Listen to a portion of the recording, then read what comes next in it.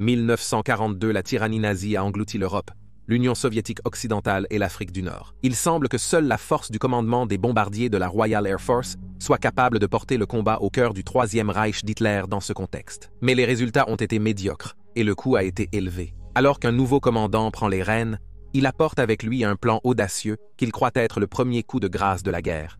Et pour le délivrer, il prévoit d'envoyer plus de 1000 bombardiers frapper une seule ville allemande. C'est l'histoire de l'opération Millennium, le premier raid de 1000 bombardiers. Bienvenue dans les guerres du monde.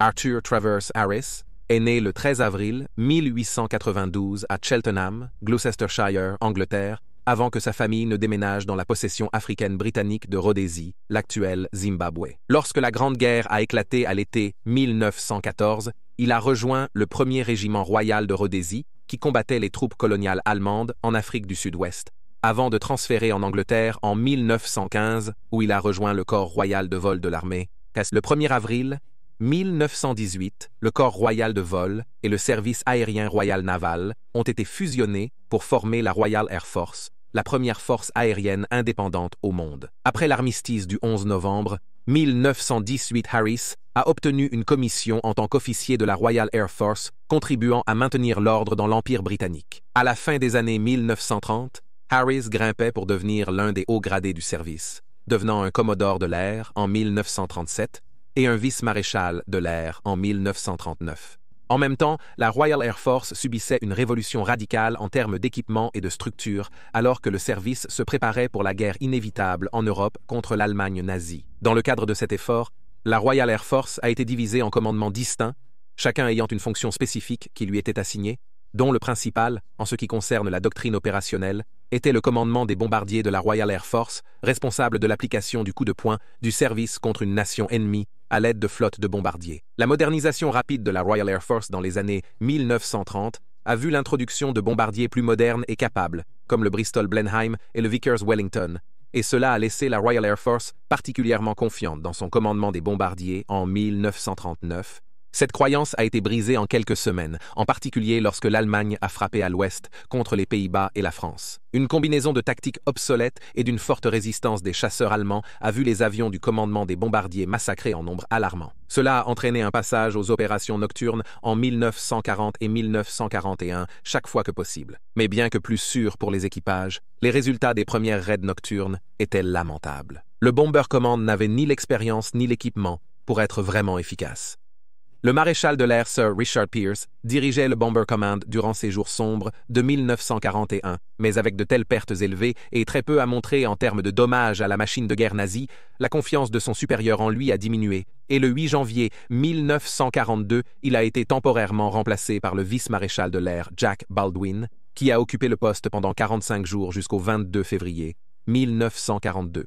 Les rênes ont été à nouveau passées, cette fois au maréchal de l'air Arthur Harris.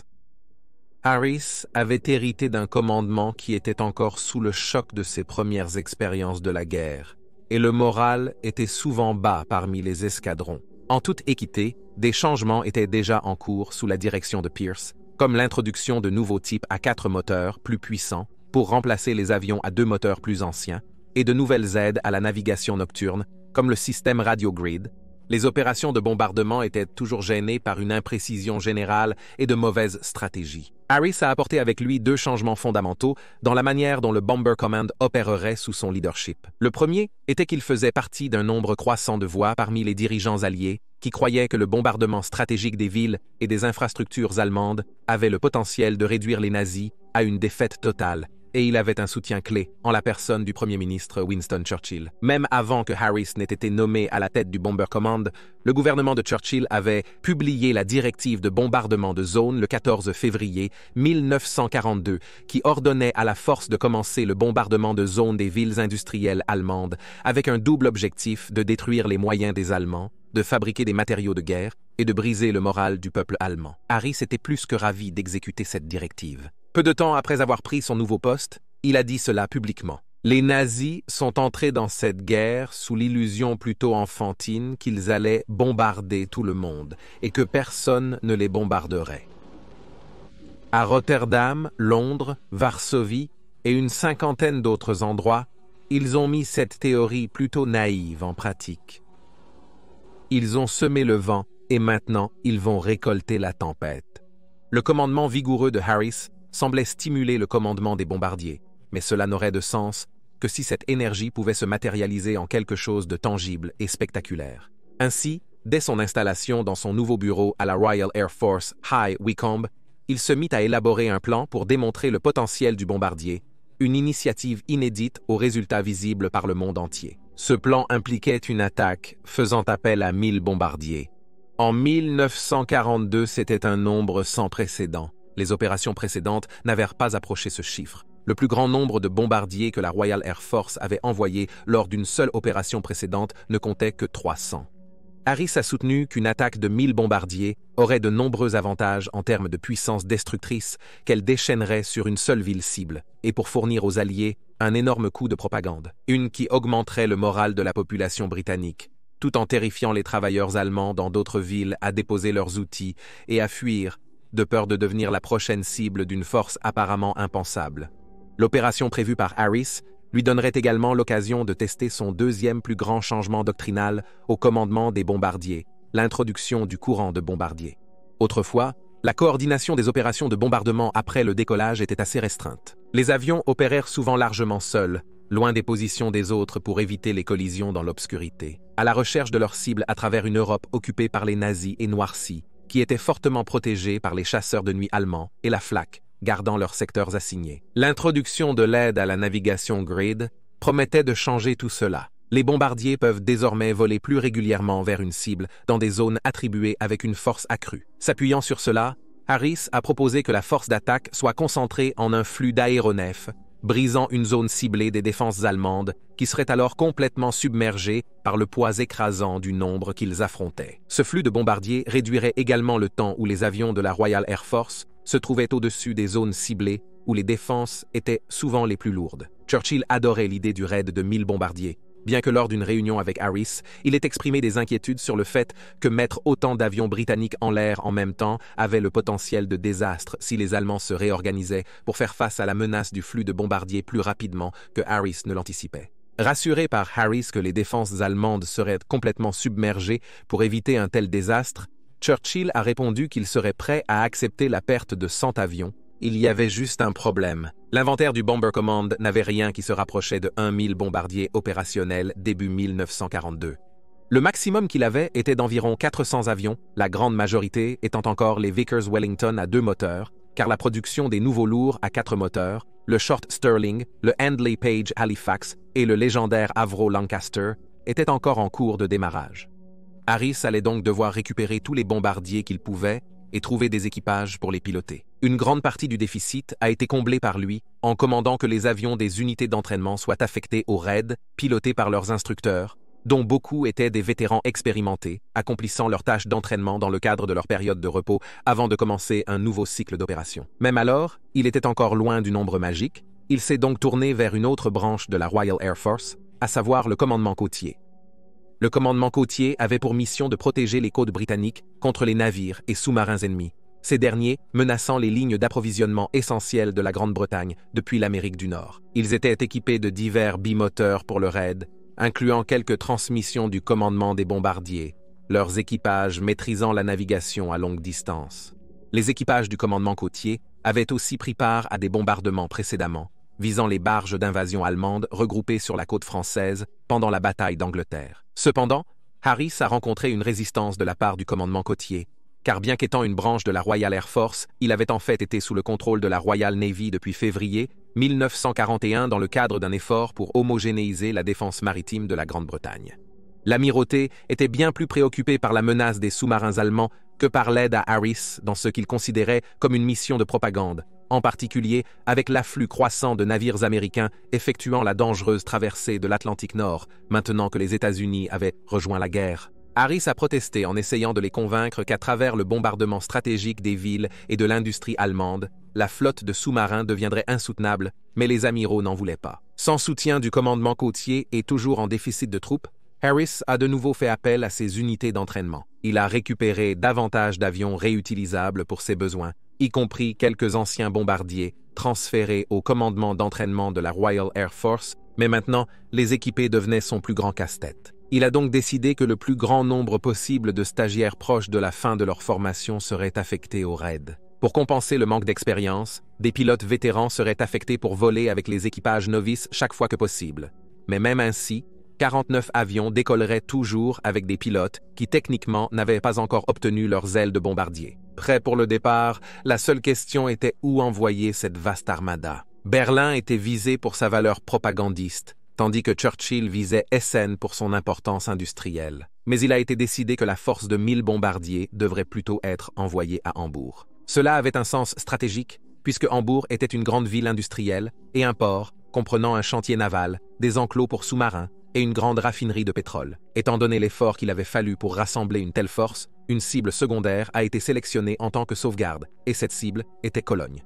Cologne, troisième plus grande ville d'Allemagne, était un carrefour logistique majeur avec des liens routiers et ferroviaires importants. La ville avait un secteur industriel qui, entre autres, produisait et réparait des chars de combat pour l'armée allemande. Mais comparé au rôle de Hambourg dans l'effort de guerre globale, Cologne était beaucoup moins importante matériellement. Cependant, pour Harris, il croyait que l'impact psychologique d'un raid de 1000 bombardiers se propagerait bien au-delà de la ville ciblée. Cologne pourrait toujours montrer une démonstration impressionnante de sa puissance destructrice. Fin mai, ses plans étaient prêts. Et avec la bénédiction de Churchill, il était prêt à mettre son plan en pratique sous le couvert de l'opération Millennium.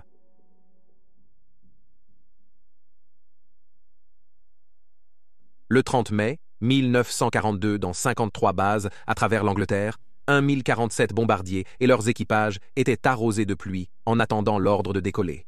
Dans 53 bases à travers l'Angleterre, 1047 bombardiers et leurs équipages étaient arrosés de pluie en attendant l'ordre de décoller. Le temps avait déjà retardé l'opération de 3 jours, et les rapports en provenance d'Allemagne n'étaient pas prometteurs pour Hambourg. Alors, Harris a choisi Cologne comme cible. À partir de 22h30, l'air nocturne de l'Est de l'Angleterre rugissait en un chœur de moteurs aéronautiques alors que les bombardiers décollaient un par un et se mettaient en place dans leurs positions attribuées au sein du courant de bombardiers de Harris. Afin de les protéger, les avions avec des pilotes en formation étaient placés près du centre du courant. Supportant le poids de l'opération, il y avait 602 Vickers Wellingtons qui, jusqu'à l'arrivée des nouveaux lourds à 4 moteurs, avaient été le chouchou des opérations du Bomber Command, son unique conception de fuselage géodésique en faisant un oiseau plutôt coriace. Parmi les nouveaux lourds, il y avait 131 Halifax 83 Stirling et 73 Lancaster, beaucoup de leurs équipages apprenant encore les ficelles de ces nouveaux avions plus compliqués. Le reste des chiffres était constitué par des types à 2 moteurs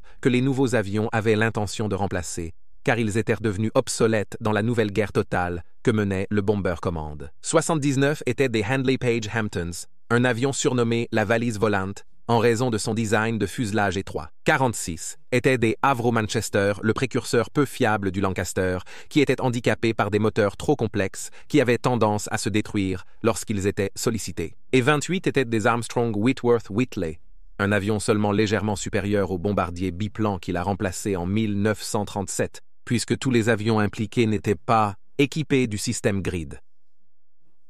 Ceux qui l'étaient menaient le flux, l'idée étant que lorsqu'ils larguaient leurs armes sur leur cible, les incendies serviraient de repère pour que les avions suivants trouvent leur cible. Les avions transportaient un assortiment d'explosifs puissants et d'armes incendiaires, les explosifs visant à détruire murs et toits pour favoriser la propagation des incendies causés par les dispositifs incendiaires. En survolant la Manche et traversant la Hollande occupée, l'armada a observé de lourds nuages en dessous d'eux, mais alors qu'ils se dirigeaient vers l'Allemagne, les nuages se sont dissipés et le clair de lune a baigné la terre d'une teinte bleue. Au sol, on ne peut qu'imaginer ce que devaient ressentir les défenseurs allemands, réalisant l'ampleur de ce à quoi ils étaient confrontés. Typiquement, Un secteur de chasseurs de nuit allemands pouvait gérer 6 interceptions à la fois, mais avec plus d'1 millier d'avions qui se dirigeaient vers Cologne, Harris prouvait le vieil adage selon lequel le bombardier passerait toujours. Toutefois, les chasseurs de nuit allemands ont résisté farouchement. Un engagement typique est décrit dans ce rapport d'après-action de l'équipage d'un Wellington, après avoir été attaqué par un Messerschmitt Bf-110, bien que notre avion ait pris des mesures d'évitement normales, modant soutenu par le second pilote, avoir obtenu des coups au ventre à une distance de 73,2 mètres, l'avion ennemi a disparu de la vue et n'a plus été revu. L'avion ennemi n'a pas été vu s'écraser, mais il a probablement été endommagé ou détruit. À Cologne, les sirènes d'alerte aérienne ont commencé à hurler, mais la population a été lente à réagir, ayant pris l'habitude de courir vers leurs abris après de nombreuses fausses alertes, leur ville n'ayant été touchée qu'une poignée de fois auparavant. C'est lorsque les premières bombes ont commencé à tomber des soutes à bombes, des Stirlings et Wellingtons, équipés de grids sur Neumarkt, dans la vieille ville, que la population de la ville a réalisé qu'elle n'était pas envoyée à son abri simplement par précaution. Durant 1h30, les bombardiers de Harris ont envahi le ciel au-dessus de la ville. Malgré la taille de la force, cela était en réalité considérablement plus court que les raids précédents plus petits, où les attaques duraient souvent jusqu'à 4 heures. Telle était la férocité de l'attaque que les pompiers allemands ont été submergés, et à 1h15 il semblait que toute la ville était en flammes. Les équipages de bombardiers à l'arrière du flux rapportaient de voir la lueur orange à l'horizon jusqu'à 160 km de distance. Bien qu'étant étiquetés comme un raid de 1000 bombardiers en réalité, seuls 868 avions ont réellement touché la ville. Des hommes attaquaient d'autres cibles telles que les bases de chasseurs nocturnes allemands pour sécuriser la force principale. Pendant le raid, un Avro Manchester piloté par l'officier de vol Leslie Manser a été endommagé par la flak. Manser a ramené le bombardier estropié hors d'Allemagne et au-dessus de la Belgique occupée, mais il était alors clair qu'il ne franchirait jamais la Manche. Il est resté aux commandes, permettant à son équipage de sauter en parachute avant que lui et son avion ne s'écrasent dans la campagne belge. Sur la base du témoignage de son équipage, il a reçu à titre posthume la Croix de Victoria.